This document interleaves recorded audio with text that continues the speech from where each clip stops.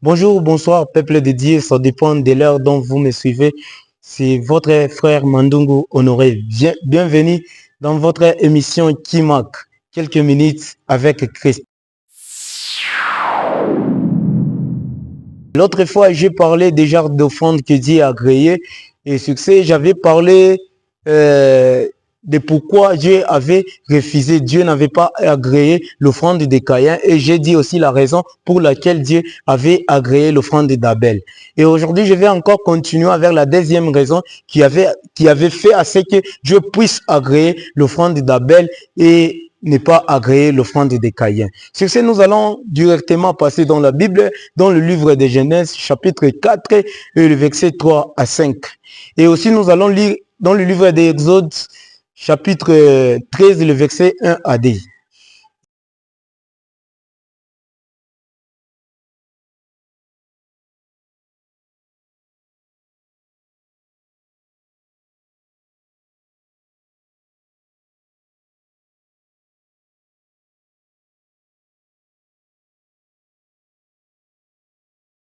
Et dans le livre de Genèse, chapitre 4, là, on nous parle de Caïn et Abel. Et j'ai encore expliqué l'autre fois, c'était le premier artère qui ont commencé avec les problèmes d'offrande. Quand je parle le premier, je parle des humains. Et dans le cadre des humains, Caïn et Abel, ils étaient les premiers à commencer avec les offrandes. La Bible nous présente ces deux personnes qui ont offert à Dieu, mais avec des offrandes différentes. On nous parlait d'Abel qui était berger et de son grand frère qui était Caïn et qui était cultivateur. Et la Bible nous dit, Caïn, comme il était cultivateur, il a pris les fruits de la terre, il a offert à Dieu. Et la Bible nous parle l'offrande d'Abel avec beaucoup de détails. Là-bas, on nous parle de la manière et des choses que Abel a offert à Dieu. La Bible nous dit qu'Abel a pris dans son troupeau les premières de son troupeau. Il a aussi pris les animaux qui avaient des graisses. Il a encore pris les animaux qui avaient une bonne santé. Il a offert à Dieu. Mais Caïn, son grand frère, lui, il a juste pris. La Bible n'a pas beaucoup détaillé sur quel genre de fruits que Caïn a offert à Dieu. Mais pourquoi Dieu a agréé l'offrande d'Abel et n'a pas agréé l'offrande de Caïn? L'autre fois que j'ai parlé de ça, j'ai parlé de première raison. J'ai dit que la raison pour laquelle Dieu n'avait pas agréé l'offrande de Caïn, parce que l'offrande de Caïn n'était pas une offrande qui vexait les sangs. Et aujourd'hui, nous allons voir la deuxième raison. Et la deuxième raison pour laquelle Dieu n'avait pas agréé l'offrande de Caïn et il a agréé l'offrande d'Abel, parce que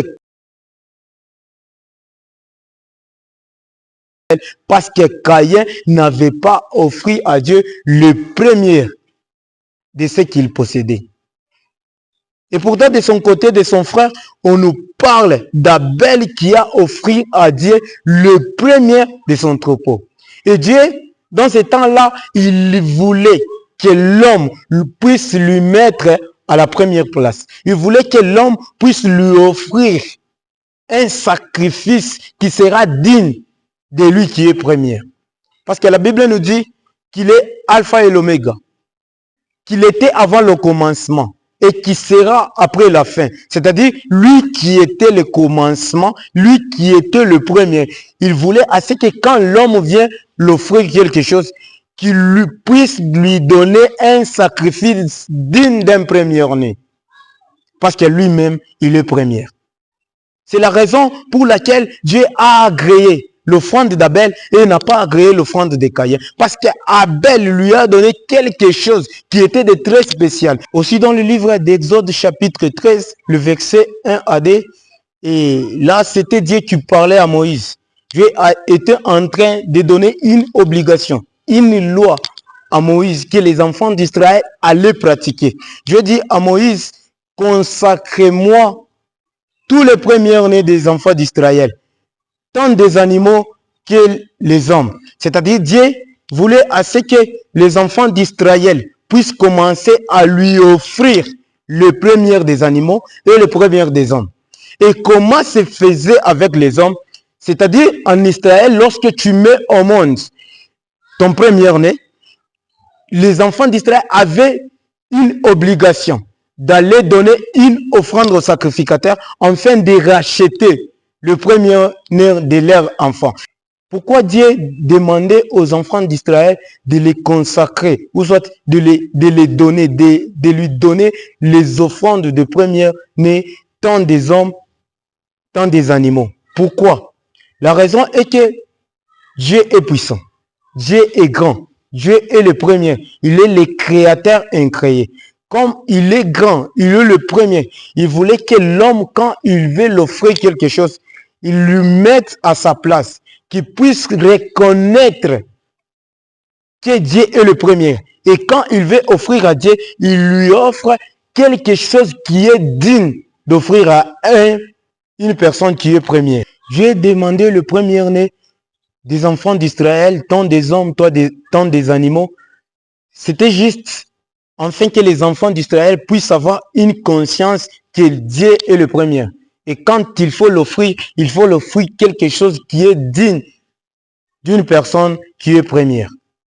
Et aujourd'hui, nous avons des chrétiens du genre, lorsqu'ils manquent, ils sont fidèles à Dieu. Ils demandent à Dieu de les donner de l'argent, ils demandent à Dieu de les donner des enfants, ils demandent à Dieu de les donner tout ce qu'ils ont comme besoin. Mais à chaque fois que Dieu les donne, à chaque fois qu'ils reçoivent ce qu'ils demandent de Dieu, directement, ils changent. Tu vois quelqu'un qui a 100 000 dans sa poche, mais qu'il part à l'église, qu'il offre à Dieu le miette de son argent. Au lieu d'offrir un sacrifice qui sera digne d'un premier, mais il offre à Dieu, quelqu'un qui a 100 000 qui offre à Dieu 500 francs. Quelqu'un qui a 100 000 qui offre à Dieu 1000 francs. Je veux que nous les considérons. Qu'est-ce que signifie aujourd'hui offrir à Dieu le premier-né? Si nous voulons à ce que notre offrande soit agréée à Dieu, nous devons lui offrir le premier de ce que nous possédons. La première des choses, je vais dire comment offrir à Dieu le premier de ce que nous possédons. Avant d'offrir à Dieu, la première étape qu'il faut faire, c'est de penser à Dieu. Aujourd'hui, nous avons le genre de chrétiens, lorsqu'ils n'ont pas, là, ils pensent de Dieu. Là, ils pensent de comment ils vont offrir à Dieu. Mais une fois trouvé, ils ne donnent pas à Dieu. Ils ne mettent pas Dieu à la première position. Ils font d'abord ce qui les semble bon. Ils paient d'abord ceux qui vont combler leurs besoins et ils mettent Dieu en arrière. Pour que nous puissions arriver à offrir à Dieu le premier-né de ce que nous possédons, nous devons d'abord commencer à penser à Dieu. À chaque fois on te paye, à chaque fois que tu trouves, à chaque fois que Dieu te donne ce que tu lui demandais, qu'est-ce que tu mets dans ta tête? Qu'est-ce que tu penses de lui? Qu'est-ce que tu penses de celui qui t'a donné? Si tu reconnais que c'est Dieu qui t'a donné, mets-lui à la première place. Deuxièmement, après avoir pensé, il faut passer en action. Si nous voulons offrir à Dieu quelque chose qui sera agréable, ça ne va pas s'arrêter seulement de penser à Dieu, mais ça va aller au-delà des pensées. Au-delà des pensées, c'est-à-dire de passer à l'action. Nous avons vu Abel. Abel, après avoir pensé les bonnes choses qu'il va offrir à Dieu, il a passé directement à l'action. Il a placé les choses qu'il avait comme offrande sur l'autel, c'est-à-dire il a offert à Dieu. Nous aussi, lorsque nous avons pensé à Dieu, lorsque nous pensons à quoi lui donner, nous devons directement passer à l'action. Il y a de certaines personnes qui pensent à Dieu, qui mettent même quelque chose à côté pour aller donner à Dieu, mais après avoir traîné, ils changent de programme. Lorsque nous avons quelque chose à donner à Dieu, lorsque nous avons résolu de donner quelque chose à Dieu, nous devons le faire en acte. Nous devons passer au plus vite possible à l'action. Vous allez voir, lorsque Dieu a demandé à Abraham d'offrir Isaac. Isaac et Abraham n'avaient pas hésité. Abraham avait directement passé à l'action parce qu'il était humain. Il pouvait changer. Mais comme il ne voulait pas changer, il devait faire au plus vite possible. Je suis venu exhorter une personne. Nous devons tous donner une offrande qui sera agréable à Dieu, c'est-à-dire l'offrande de première-né.